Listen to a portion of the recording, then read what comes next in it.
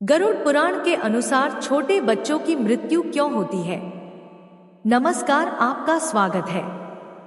दोस्तों, गरुड़ पुराण में मृत्यु के बाद की एक ऐसी भयानक सच्चाई के बारे में बताया गया है जिसे सुनकर आपके भी रोंगटे खड़े हो जाएंगे। छोटे बालकों की मौत क्यों हो जाती है?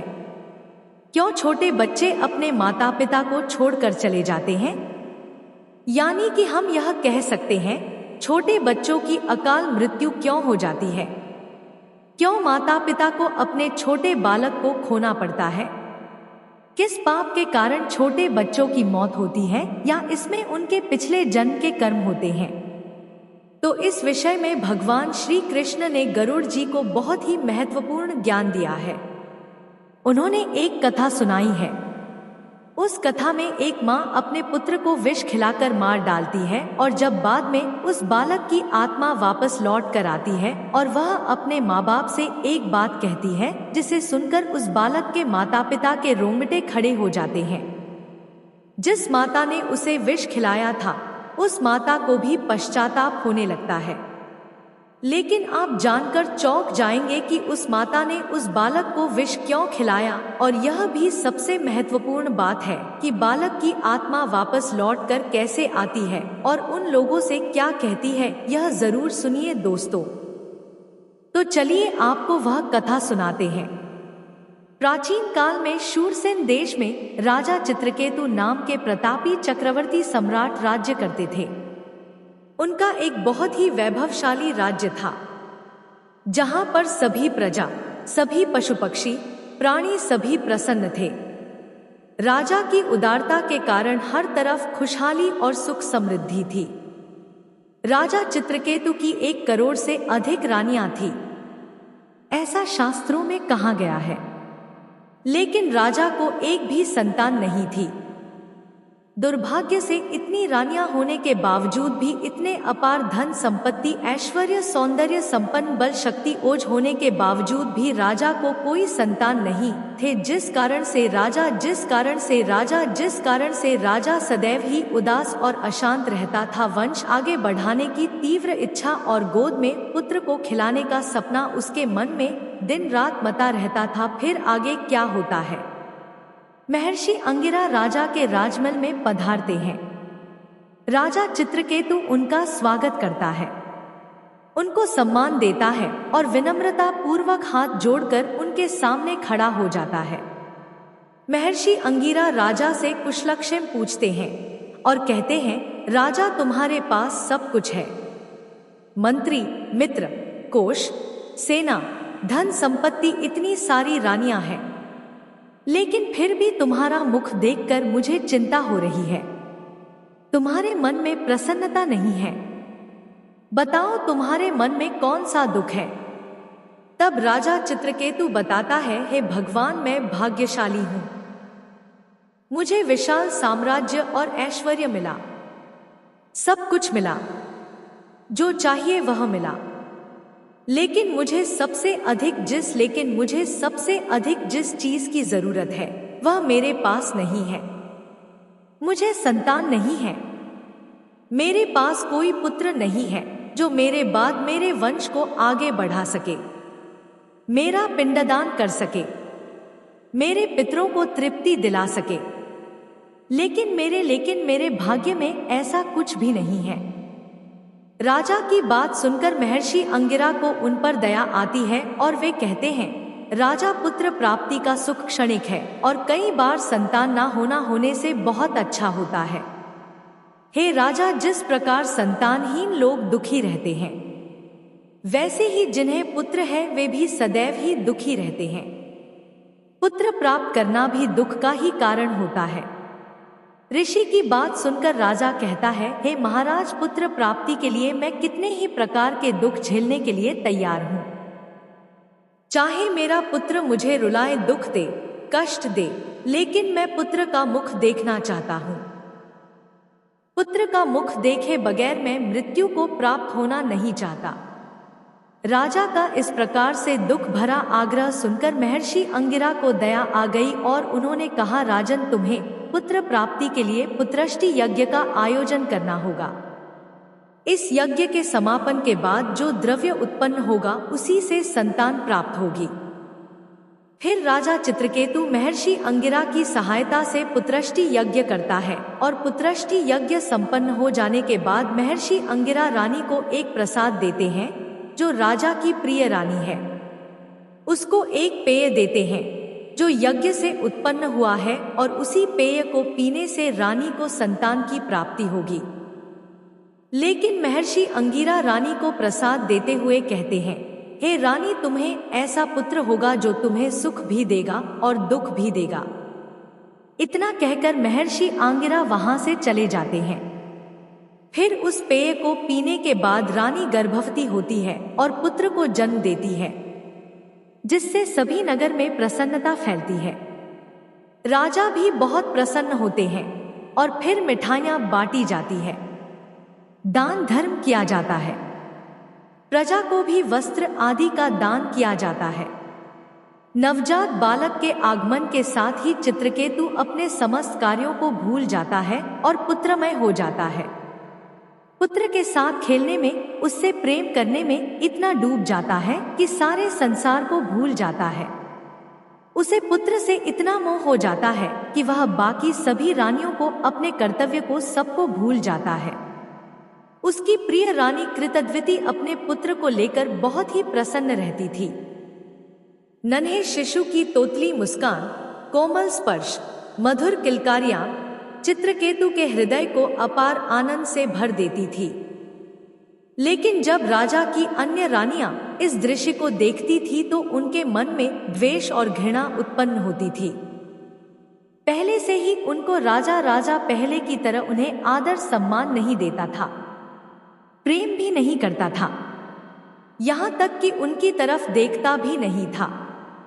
इस प्रकार से राजा के द्वारा बार बार की जाने वाली अवहेलना से वह रानियां बहुत ही दुखी हो जाती है और उनके मन में द्वेष और नफरत का विष उत्पन्न होने लगता है। उनके मन में राजा और उसकी रानी के अलावा उस बालक के लिए मन में बहुत ही बड़ा बैर और क्रोध आने लगता है। उनके मन में बार बार यह आने लगता है कि काश किसी तरह से यह बालक मर जाए और राजा फिर से हमारी तरफ ध्यान देने लगे। लेकिन ऐसा नहीं होता है। फिर वही रानियां मिलकर एक योजना बनाती है कि उस बच्चे को मार डालेंगे। फिर एक दिन रानियां सभी मिलकर उस बालक के कक्ष में जाती है। जब वहां पर कोई नहीं होता है तो एक रानी दूध में जहर मिलाकर बालक को पिला देती है और वहां से चली जाती है। जैसे बालक दूध पीता है उसकी मृत्यु हो जाती है और वह वही जमीन पर पड़ा रहता है। कुछ देर बाद रानी कृतद्विति अपनी दासी को भेजती है कि बालक को लेकर आओ, उसे दूध पिलाना है। जब दासी बालक के कक्ष में जाती है तो देखती है कि बालक मरा हुआ जमीन पर पड़ा हुआ है। यह देखकर दासी थरथर कांपने लगती है और भागते हुए रानी के पास आकर उसे सारी हकीकत बता देती है।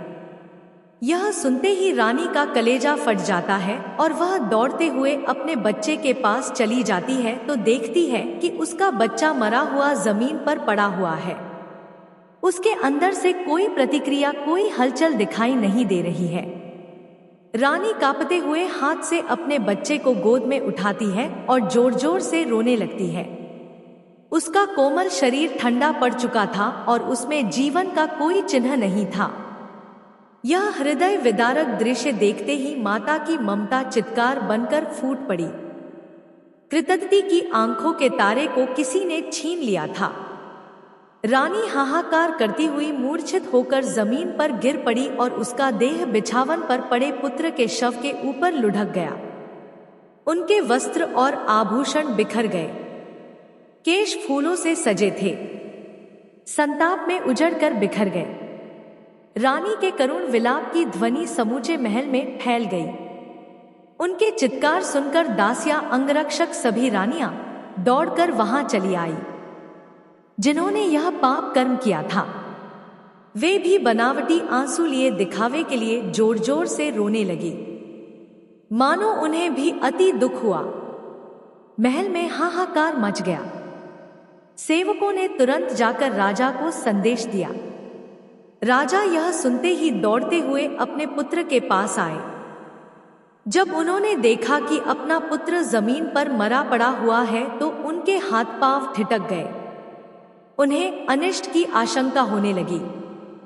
राजा बदहवास होकर जमीन पर गिर पड़े। उनका कंठ सूख गया। रानी कृत्ति भी मूर्छा की अवस्था में वहीं पर पड़ी थी। जब फिर से रानी को होश आया तो वह चीख चीख कर अपने बेटे को पुकारने लगी, हे विधाता, तूने कैसा अन्याय किया है। एक माँ की गोद से उसका लाल छीन लिया। इस प्रकार से विधाता को दोष देते हुए रानी जोर जोर से विलाप करने लगी और राजा भी अपने पुत्र की मृत्यु को देखकर बहुत जोर जोर से विलाप करके रोने लगी। भगवान श्री हरि विष्णु इस सारी घटना को देख रहे थे। उन्होंने महर्षि अंगिरा को आदेश दिया कि वे जाकर महाराज चित्रकेतु की सहायता करें। तब महर्षि अंगिरा नारद जी का आवाहन करते हैं और नारद और महर्षि अंगिरा दोनों राजा चित्रकेतु से मिलने के लिए उनके महल में जाते हैं। वहां देखते हैं कि राजा चित्रकेतु और रानी दोनों ही रो रही है जोर से। तब महर्षि अंगिरा राजा को बहुत समझाते हैं, राजन, अपने आप को संभालो, यह मोह त्यागो और सत्य को समझो। तुम जिस बालक के लिए इतना विलाप कर रहे हो वह इस जन्म में या इसके पूर्व के जन्म में तुम्हारा कौन था?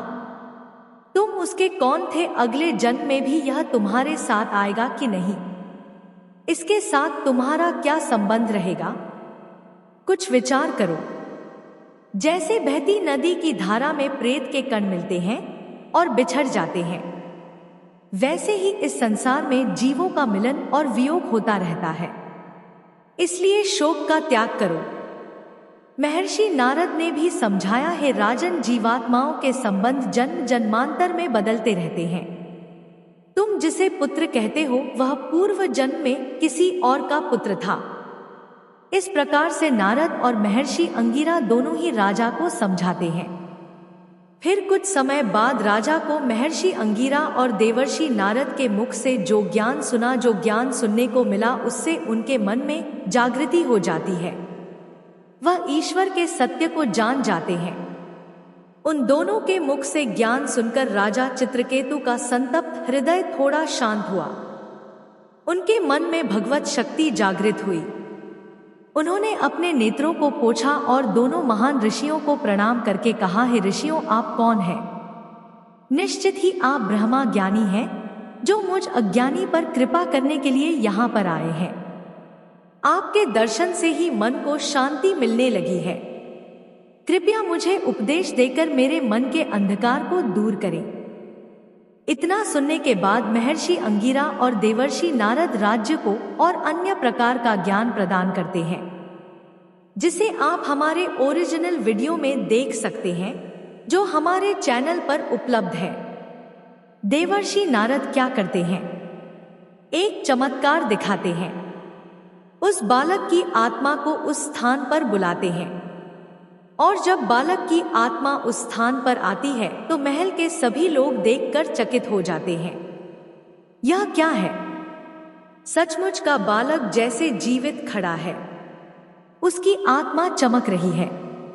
उसकी आत्मा से दिव्य प्रकाश आ रहा है और बालक को सभी और राजा रानी अवाक होकर उस परम चेतना की ओर देखने लगते हैं। फिर नारद जी उस बालक को कहते हैं, हे जीवात्मा, तुम्हारा कल्याण हो।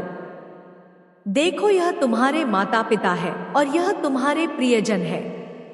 तुम्हारे वियोग में तुम्हारे मृत्यु के बाद यशु का कुल होकर रो रही हैं। तुम्हारी आयु अभी शेष है। अतः कुछ समय के लिए फिर अपने शरीर में प्रविष्ट हो जाओ और लौट आओ। अपने इन माता पिता का दुख दूर करो।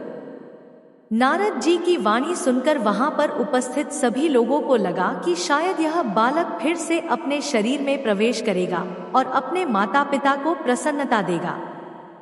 कुछ पल के सन्नाटे के बाद उस अदृश्य जीवात्मा से आवाज आई। वह बालक बोलने लगा, हे देवर्षि, आप किस माता पिता की बात कर रहे हैं?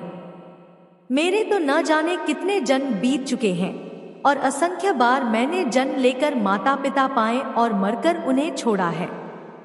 किस जन्म में यह लोग मेरे माता पिता थे? मैं इन्हें पहचानता नहीं हूँ। इस प्रकार से वह बालक की आत्मा अनेक प्रकार की दिव्य और महत्वपूर्ण बातें बताती है, जिसे सुनकर दोस्तों आपको भी ब्रह्मा ज्ञान प्राप्त होगा। इसलिए आप हमारा वह वीडियो जरूर देखें। जो उस बालक की आत्मा को ज्ञान था वह बताई गई है, उनको आपको अवश्य सुनना चाहिए। जब बालक ने अपनी सारी बातें कही तब नारद जी ने राजा को कहा, है राजन, अब तुमने तो सुन लिया है। जिस बच्चे के मरे हुए शरीर के सामने तुम रो रहे हो, उसे वापस पाने के लिए प्रार्थना कर रहे हो, वह तो तुम्हें पहचानता भी नहीं है। राजा चित्रकेतु के आंखों से पश्चाताप और ज्ञान के आंसू बहने लगे। उन्होंने स्नेह पूर्वक मृत बालक के मस्तक को सहलाया और धीमे स्वर में बोले, जिसके लिए मैं रो रहा था, जिसके वियोग में व्याकुल हो रहा था, वह तो मुझे पहचानने तक से इनकार कर रहा है। इस प्रकार से राजा को समझ में आता है कि मृत्यु के बाद कोई अपना नहीं है। जो भी जन्म लेता है वह कुछ समय के लिए आता है और फिर चला जाता है। रानी ने भी अपने मरे हुए बालक के मस्तक पर हाथ फिराया और कहा, प्रणाम बेटा, जाओ, तुम्हारी जहां गति हुई वहां सुखी रहो। इस प्रकार से वह बालक की आत्मा उन सभी को छोड़कर फिर से परमधाम को चली जाती है। तो दोस्तों, इस प्रकार से राजा चित्रकेतु को बहुत ही महत्वपूर्ण ज्ञान प्राप्त होता है। फिर महाराज चित्रकेतु नारद जी के आशीर्वाद से भगवान विष्णु के मंत्र का जाप करते हुए तपस्या करने लगते हैं। अनेक वर्षों के बाद तपस्या करने के बाद भगवान विष्णु उन पर प्रसन्न होते हैं और उन्हें बहुत ही महत्वपूर्ण ज्ञान देते हैं, जो आपको अवश्य सुनना चाहिए। आप हमारा वह वीडियो जरूर देखें। उसमें डायलॉग्स, स्टोरी, नरेशन और म्यूजिक के साथ बहुत ही आकर्षक तरीके से इस कथा को प्रस्तुत किया है। तो आप वह वीडियो जरूर देखिए। उम्मीद है आपको यह वीडियो, यह कथा पसंद आई होगी। वीडियो को लाइक जरूर करें और इसी प्रकार से कथा सुनने के लिए हमारे चैनल को सब्सक्राइब करें। आप सभी का धन्यवाद।